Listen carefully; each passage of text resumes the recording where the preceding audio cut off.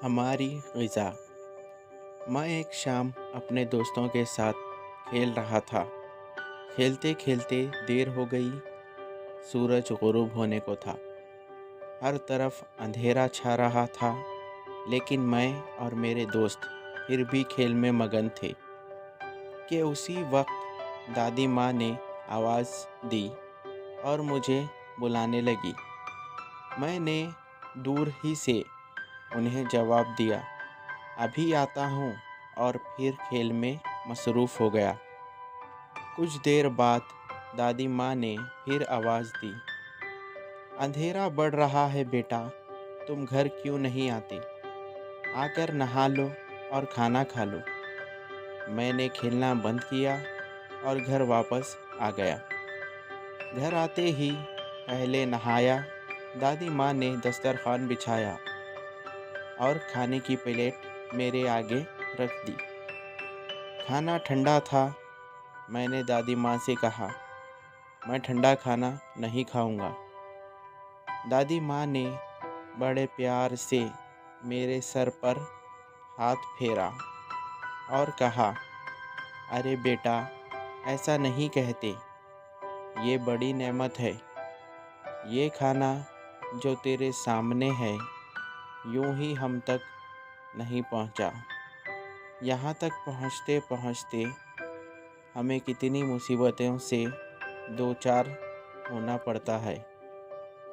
तुझे क्या मालूम इसके पीछे कितने इंसानों, कितने जानवरों को मुसीबतें उठानी पड़ती है, तब जाकर हमें ये खाना नसीब होता है। मैं बहुत शर्मिंदा हुआ। मैंने दादी माँ से माफ़ी मांगी। दादी माँ मुस्कुरा दी। मैंने पूछा, दादी माँ, ये खाना कहाँ से आता है? मुझे तो बस इतना मालूम है कि अब्बा जी भैया को पैसे देते हैं और भैया बाज़ार से ग़िज़ा ख़रीद लाते हैं। दादी माँ ने सर हिलाकर कहा, नहीं बेटा, अनाज इतनी आसानी से घर नहीं आता। मैंने कहा, फिर आप मुझे बताइए, ये ग़िज़ा जो हम खाते हैं हम तक कैसे पहुँचती है? दादी माँ ने कहा, सुनो, सबसे पहले तो किसान बेचारा ज़मीन पर हल चलाता है। हल में बैल जोते जाते हैं। ये बेज़बान जानवर इधर से उधर, उधर से इधर हल खींच कर ले जाते हैं, जिससे ज़मीन नरम होती है। फिर इस नरम ज़मीन को पानी देकर बीज बोनी तैयार किया जाता है। कहीं मज़दूर मिलकर बीज बोते हैं। जब मुल्के ज़रा बड़े हो जाते हैं तो उन नन्हे नन्हे पौधों को निकालकर एक लाइन में जमा कर दिया जाता है। किसान मोट चलाकर पौधों को पानी देता है। मोट में कहीं बैल जोते जाते हैं और कहीं ऊँट या दूसरे जानवर। मैंने कहा, दादी माँ, मैंने टेलीविज़न पर देखा था कि अब ट्रैक्टर से ज़मीन को नरम किया जाता है और बोरेल से पाइपलाइन के ज़रिए खेत को पानी दिया जाता है। दादी माँ बहुत खुश हो गई। हाँ बेटा, नया ज़माना है, तुम्हारा ज़माना है, तब तो ऐसा ही होगा। दादी माँ ने मेरी प्लेट में और खाना डाल दिया। मैं खाते हुए दादी माँ की बातें गौर से सुन रहा था।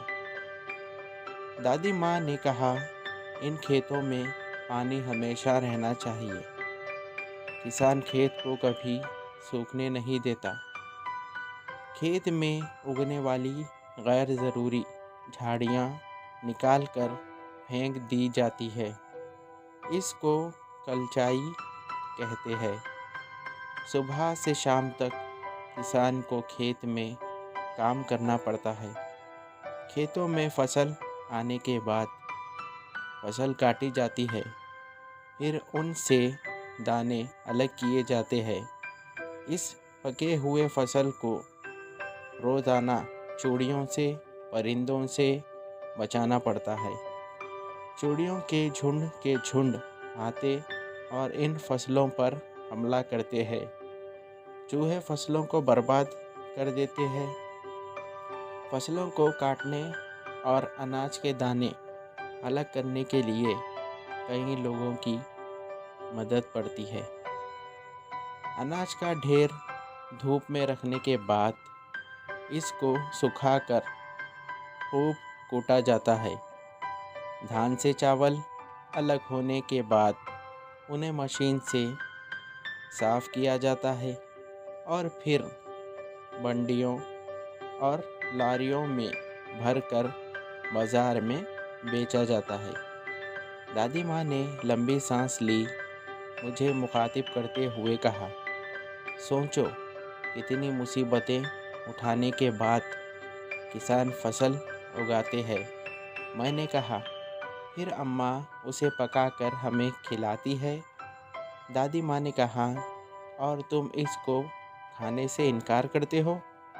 मैं बहुत शर्मिंदा हुआ। बातों बातों में मेरा खाना ख़त्म हो गया।